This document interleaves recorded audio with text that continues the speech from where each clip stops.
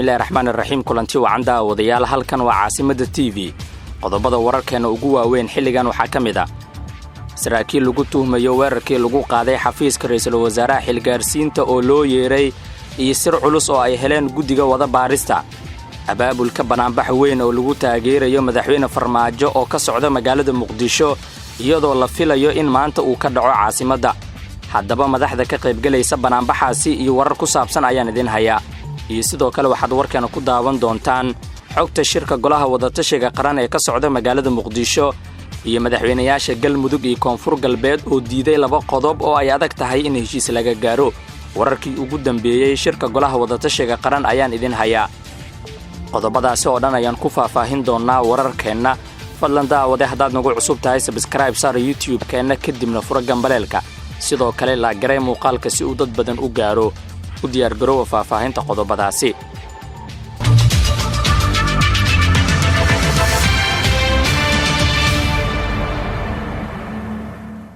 waa hagaag aan ku bilaabo wararkeena wasiirka gaashaandhigga xukuumadda Soomaaliya Cabduqaadir Maxamed Nuur ayaa qoraal uu u diray taliyaha ciidanka xoogga dalka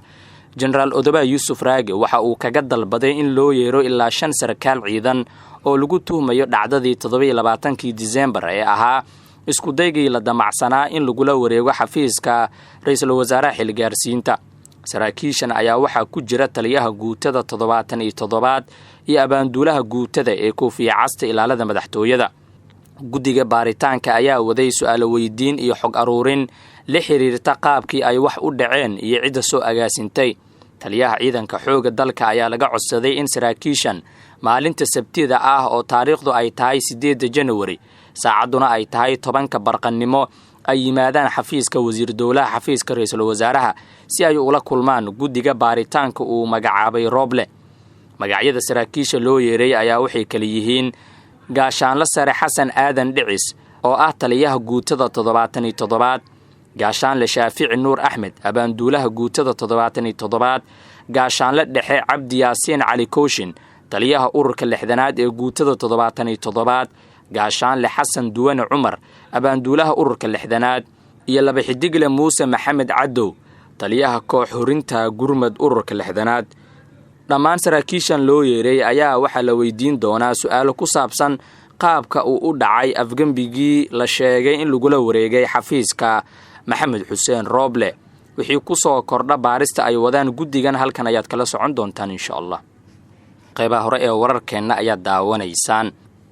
qaar ka mid ah madaxda maamul goboleedyada Soomaaliya ayaa si rasmi ah u diiday in shirka golaha wadatashiga qaran ee ka socda Muqdisho uu isku raaco in amniga dalka lagu soo wareejiyo Maxamed Xuseen Roble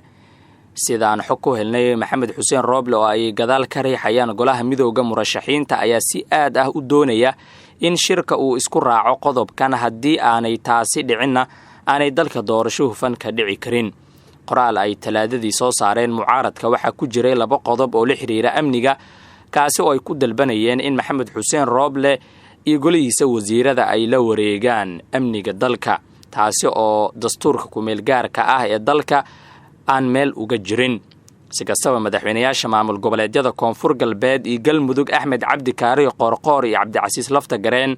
ayaa ku gacan seeray arintan ayaga oo ku dooday in amniga dalka uu ka baxsan yahay arimaha doorashada waxay sidoo kale sheegeen in madaxweyne Farmaajo uu horay amniga doorashada ugu wareejiyay Maxamed Xuseen Roble Qorqoor iyo Laftagareen oo si toos ah ugu xiran Villa Soomaaliya shirkana ku metela madaxweyne Farmaajo ayaa sidoo kale diiday in odayaasha dhaqanka ee soo xulaya ergada lagu koobo 135 oday ee heer federaal qodobkan ayaa ka mid ah qodobada ay shalay dalbadeen mucaaradka kuwaas oo qoraal ay soo saareen ku yiri odayaasha dhaqanka ee soo xulaya ergooyinka waa in ay noqdaan kuwii ka tirsanaa 135 oday dhaqan waana in la faafiyo liiska magacyadooda inta aysan doorashada bilaaban xogtaan helnay ayaa tilmaamaysa in shirka oo mar kale maanta la isugu soo laabanayo aanu isku raaci doonin dhammaan qodobada xasaasiga ah ayna u badan tahay in laga soo saaro qodobo aan macno badan sameynaynin oo u badan kuwa guud qodobkan ugu muhiimsan ee shirka isla og yahay ayaa ah in waqti cayiman oo 2 bil ah loo qabto doorashada Soomaaliya in lagu soo gabagabeeyo qodobkan ayaa ah mid si aad ah ay u doonayso beesha caalamka hase yeeshee marar badan oo sidan oo kale waqti loogu qabtay doorashada laguma guulaysan in lagu soo dhammaystiro. waa hagaag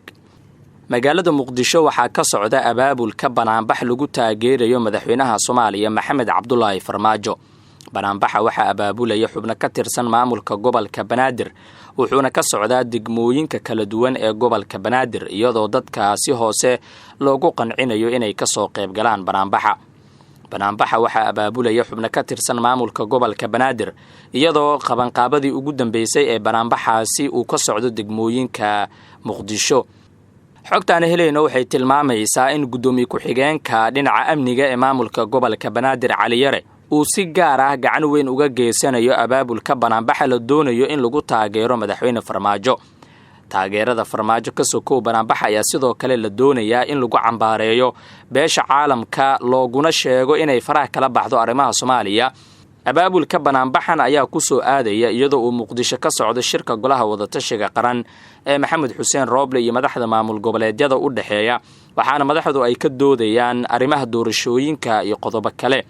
sidoo kale banaanbaxan ka dhacaya maanta magaalada Muqdisho waxaa lagu soo bandhigi doonaa waxqabadka madaxweynaha Soomaaliya Maxamed Cabdullaahi Farmaajo ee 4 sano ee la soo dhaafay. waa hagaag halkaas ayaan ku soo gabagabeynayaa warkii aad ka daawanayseen barteen YouTube-ka ee Caasimada TV inta ku kulmeen wararkeena dambe waxaan idinkaga tagayaa nabadgelyo.